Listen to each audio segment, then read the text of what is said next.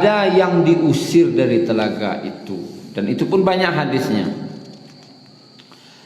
Kita bacakan salah satunya dari riwayat Al-Bukhari dari Abu Hurairah radhiyallahu anhu.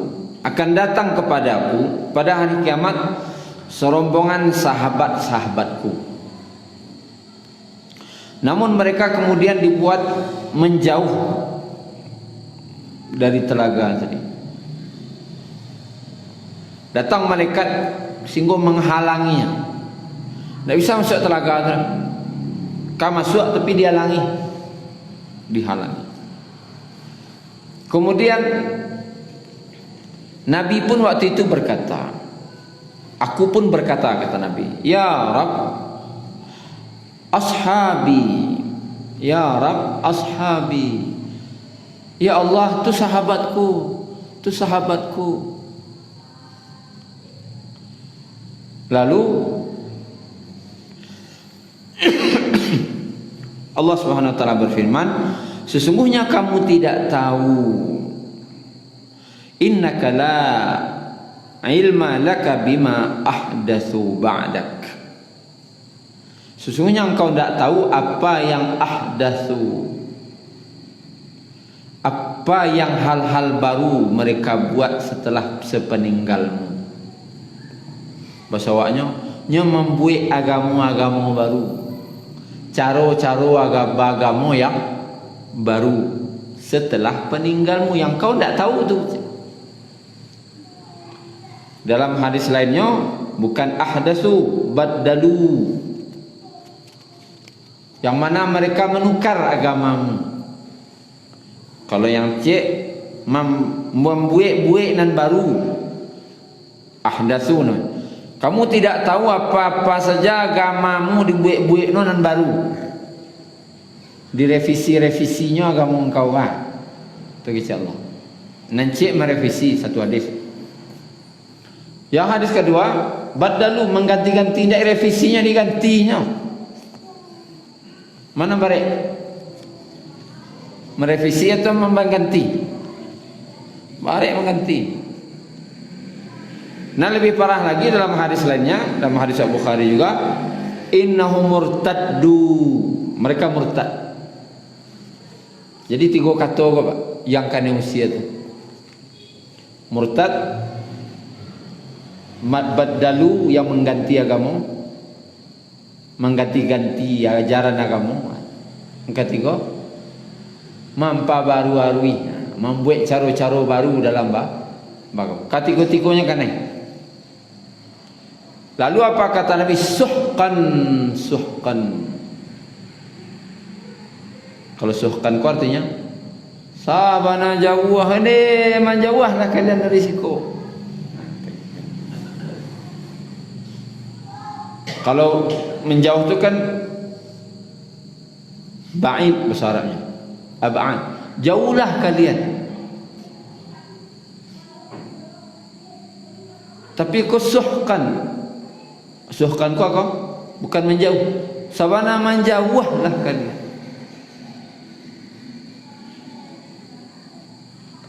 Kalau bahasa awaknya, kau bahasa orang Kemang ya. Kalau menyuruh orang pai, barangkailah dari rumahku, pailah kan. Kecil orang rumah, nama laki-laki numpang rumah bini kan. Pai ulah dah kan lain, tak perlu sudah sekolah tinggal, pailah udah kan. Pailah udahlah kan, itu caknya. Tu jauhlah, menjauhlah. Tapi kalau nak agak sohkan tu, bakiro lah. Bakiro lah udah di rumahku, baca masukan kain kalau mungkin seorang bakawik cepat keleman. Bakiro lah udah ada sikonya. Apa perasaan? Ya nak dapat akal. Ya baju-baju ni kami di kabik saja kan seorang cepat keleman. Bakiro lah risikonya. Sohkan. Artinya Nabi tidak suka lah. Bukan ibu Nabi sudah tulis. Memang disuruh Nabi baik. Oh, itu kerajaan selama aku. Baiklah. Siapa mereka? Tentu itu tak tahu. Tentu dia ni bayang-bayang lo. Kau nyanyian sianu kau nak jangan boleh itu dah. Itu bagaimana jo? perasaan tak boleh lah. Kita cari pendapat daripada Imam Al-Qurtubi. Di situ dijelaskan yang dijauhkan itu adalah orang-orang zalim yang melampaui kezalimannya. Ini orang Islam.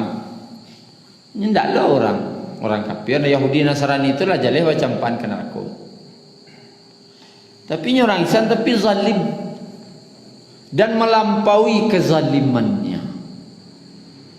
Contoh orang yang melampaui kezalimannya, ini orang Islam. Kok kata Imam Qurtubi jangan kecek Ustaz Salahuddin lah. Kok kan nak mengalau kan. Kata Imam Al-Qurtubi, yang orang zalim yang melampaui kezaliman itu adalah orang Islam yang memerangi kebenaran. Itu nang kena yang mau ubah agama, orang yang kakana usia, atau orang nan dia anggap orang yang telah murtad dari agamanya, atau nya Islam tapi benci dengan kebenaran. Ada orang tu. Dan tak sekedar benci, diperanginya kebenaran tu. Oh, baiklah.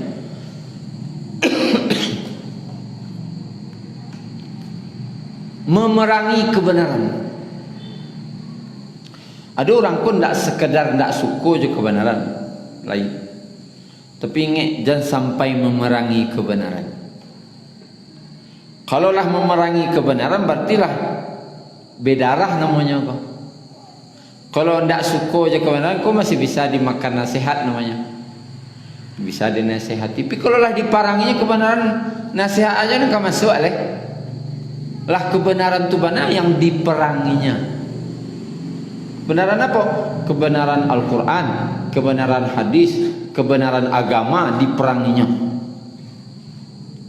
Keluar peraturan tak boleh pakai jilbab, aku memerangi kebenaran namanya. Seperti di Turki tahun awal 1900-an, Kemal Atatürk ingin merevolusi Iran dengan budaya barat. Yang awalnya budaya Islam diganti dengan budaya barat. Karena itu nan maju, keceknya. Azan tak boleh pakai mic. Itu memerangi kebenaran. Tak boleh azan tu bahasa Turki. Tak boleh sorak. Pelajaran bahasa Arab dihapus. Oh. Ayo loh, memerangi kebenaran. Alai. Masjid tutup, sempat tutup. Tapi nak tahu itunya. Tak boleh azan, kemudian jilbab tak dilarang. Dilarang pakai jilbab. Sekolah-sekolah tak boleh pakai jilbab. Tak boleh niru-niru Arab. Jadi Bapak Ibu yang dirahmati Allah tu kata Imam Qurtubi yang pertama, orang-orang yang memerangi kebenaran. Memerangi kebenaran Al-Quran dan Sunnah. Kemudian yang kedua, membasmi orang-orang yang mengikuti kebenaran. Siapa mengikut kebenaran, tangkap. Itu kerajaannya. Kata Imam Qurtubi yang kakana usia di Telaga, membasmi penganut kebenaran. Ada orang agama batua basmi, nak agama salah, itu nak terima. Maka Nabi sallallahu alaihi wasallam bersabda, sayati 'alan nasi sanawat, akan datang pada manusia tahun-tahun khadda'an, penuh tipuan. Orang yang jujur akan dianggap pendusta. Jujur-jujur lah hidup gini, ni takut. Karena singkir, turun jabatan, tidak dipakai. Kemudian yang pendusta dianggap jujur, mau dito lain, naik pakai. Itu. Orang yang amanah akan dianggap pengkhianat. Amanah-amanah lah dalam melakukan tugas, tidak laku, tidak dipakai lah. Tidak boleh jujur-jujur gini, tidak boleh amanah. Kalau mau berkhianat, itu yang amanah, kau ni dangke. Kemudian kata Nabi akan banyak bermunculan ruwaibidah, banyak berbicara para ruwaibidah, banyak mengecek. Siapa tu ruwaibidah ya Rasulullah? Kata Nabi, adalah orang-orang yang bodoh dalam urusan itu, tapi dia yang mengurus umat tentang itu. Dia tidak ahli sosial, tapi mengurus masalah sosial. Dia bukan ahli kesehatan, tapi dirinya masalah kesehatan. Dia bukan ahli masalah agama, agama ini dirinya. Dia bukan ahli masalah pendidikan, pendidikan ini dirinya. Maka dalam hadis lain Nabi sallallahu alaihi wasallam bersabda, "Idza wusidal amru ila ghairi ahlihi fantazirus sa'ah." Jika diserahkan urusan bukan kepada ahlinya, tunggu selah kehancurannya. Hancur jadinya. Nak kelok, nak keselamat ke dah. Ambo nak pandai menyai. Basarah lo konveksi kambo. Di papaso aja memambodir. Tu apa bantuan jadinya bakal. Ya kan? Awak dah pandai mengecek cik-ciknya suruh lah cara mahkamah tu anak kan dibaca kan. Mana-mana itulah. Awak dah ahlinya dah. Inyo cuman ahli kasawah, kapara. Tu disuruh lo nyo membadah pari orang kamalayan. Ba jadinya. Kalau biasanya dokter kah, kemungkinan kalau ndak amaknya mati, anaknya mati. Salah satu kemungkinan. Kalau ini kedua-duanya mati. Jadi pastikan mati keduanya. Dia ke sawah besoknya. Yang pakuak-pakuak saja. Pakuaknya pari orang nanti mati keduanya leh. Artinya kalau ndak ke ahlinya hancur. Nah, orang yang diusir dari telaga Nabi itu yang merubah agama. Siapa orang dianggap yang merubah, yang murtad dari agama tadi? Orang yang memerangi kebenaran dan membunuh, membasmi para pengikut kebenaran. Kemudian yang termasuk di situ adalah orang-orang yang menganggap remeh masalah maksiat dan berani bermaksiat terang-terangan.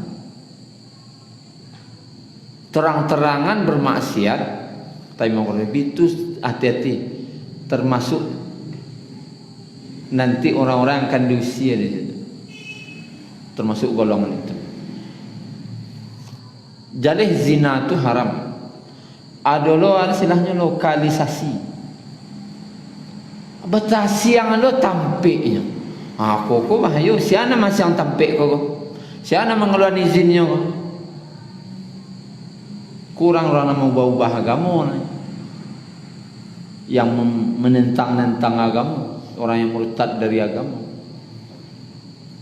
bahkan menganggap remeh maksiat juga kita punya. Bahkan atau termasuk orang yang istilahnya kan ada rukun Islam kan, ada orang tak salat. Tak salat, kau ada sebabnya duanya. Kedua, pertama karena imannya lemah. Ni sedang lemah na iman wak ni. Sedang banyak dosa wak sat. Itu tak. Itu namanya ahli maksiat. Kalau yang kedua tak, sembahyang tu dah wajib dah. Aku namanya apa? Termasuk murtad. Yang menukar agama cik. Nabi ngecek wajib, Nabi ngecek. Tak, kan tukar agama tu. Nabi ngecek nikonya mereka. Dan murtad dari agama. Murtad ku artinya apa? Membelakang. Membelakang dari agama. Kira-kira orang ngecek salat tu tak wajib dah. Kira-kira membelakang atau maduk ke agama nya. Membelakang. Kalau ada orang kini nak mengejar salat tu mangana saja, kaji mula putih, Keciknya kajinya lah putih, tapi sembahyang ko bakana asanya. Berarti termasuk orang-orang yang nanti kane usia. Jadi Islam juga keciknya, tapi tak kane usia di telaga Nabi. Orang-orang yang diusir. Karena Bapak Ibu yang dirahmati Allah Subhanahu Wa Taala, menganggap remeh bid'ah. Itu salah satu orang kena usia. Atau bid'ah, sesuatu yang baru dalam agama. Sebagaimana kaji yang sebelumnya, bagamuko yang jalih-jalih selah. Yang lah jalih-jalih dari Nabi, sendak takarajuan doa. Mangalo nandak jalih-jalih itu bakal rajuan. Ada orang kini mambiak dalil, mambiak dalil. Tapi dalil ko menuri inyo saja. Hadisnya memang ada. Seperti apa?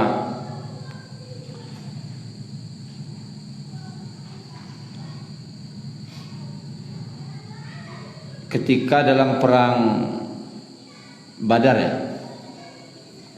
Nabi memanggil-manggil orang yang mati dalam perang itu, orang-orang kafir ya. Lalu apa kata sahabat? Ya Rasulullah, apakah kamu memanggil orang yang sudah meninggal?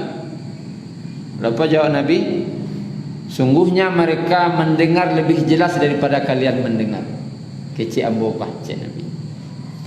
Jadi ya kecik beliau. Jadi orang yang telah mati itu tetap mendengar. Bahkan lebih jalih mendengar daripada awak. Jadi boleh meminta ke kuburan. Itu dalilnya jadinya orang mati kunya masih mendengar. Nah, kalau berdalilnya seperti itu, tentu awak harus ada yang kedua. Ada dalil, ada contoh. Kira-kira Nabi mengajar tak ke sahabat mereka itu? Atau ada tak sahabat mengarajuan meminta ke kuburan? Bako minta kuburan, ya orang kondang aja nyo. Ada itu? Tidak. Karena telah jelas dalam surah Fatir Allah sebutkan, in tad'uuhum la yasma'u du'aakum. Jika kamu menyeru mereka, memanggil orang-orang lanlah mati itu, mereka tidak akan mendengar panggilan. Tak terang lagi dia. Walau sami'u mastajabu lakum.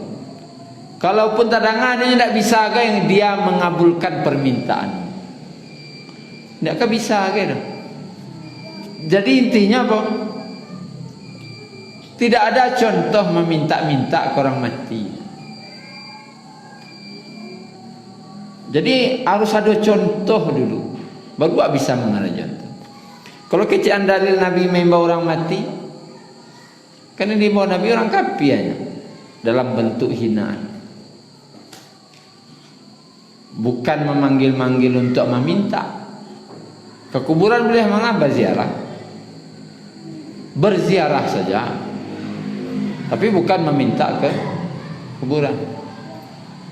Jangan jadikan itu tuh dasar bagamu awak. Itu namanya ahdatsu. Membuat nan baru-baru. Dan baru no salah total lah, jatuh kepada kesyirikan, meminta kananlah mati. Dan disuruh Nabi apa? Mendoakan orang yang lah meninggal. Mendoakan orang meninggal. Ndak awaknya nak minta kayaknya nak. Kalau tabaliak kajinya, badalune manuka-nuka kamu. Nabi menyuruh doakan. Ada awak bakalnya minta kayaknya kan batukan toro dewa je Nabi. Orang yang menganggap remeh masalah ko nanti, kata Imam Qurtubi, termasuk orang yang diusir nanti dari telaga. Selesai di telaga ko, siapa nak kena usir tadi? Orang-orang yang seperti tadi. Siapa nak minum? Orang-orang lain tak meritu, bisa minum di telaga Nabi. Kemudian orang ko setelah itu dia pangan ditimbang. Setelah di mizan kamaleh kesirat, tidak capek nada. Ada nanti salah satu tempat namanya dari setelah di namanya tadi di mizan kah al-haud, kemudian ke mizan, setelah ditimbang lolosnya maka ke fitnatul iman, tempat pengujian iman. Istilahnya disapuah sikit. Sia orang nangkane sapuah. Minggu depan kita lanjut.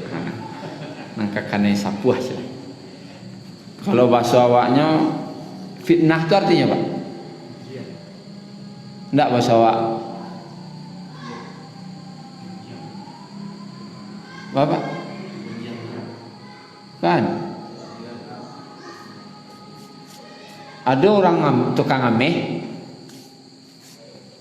Orang tukang ameh kok mau uji ameh tu asli berapa karat atau imitasi je? Apa namanya? Basapuah. Bukan ya? Mau uji ameh apa namanya? Bagi orang Arab, orang tukang uji ameh kok namanya tukang fitnah. Mau uji, tukang uji-uji. Asli ameh kok enggak. Tempat fitnatul iman tu mau uji iman asli kok palsu. Ada nang kena sekodoh. Akan tes kah? Asli barang enggak madu ke? Kok madu asli ke enggak? Buat tes tu. Enggak yo kalau madu apa merek asli sadonya. Madu asli. Oh uji lu. Tampik mau uji kau tentu dia agak enggak madu ning uji lah.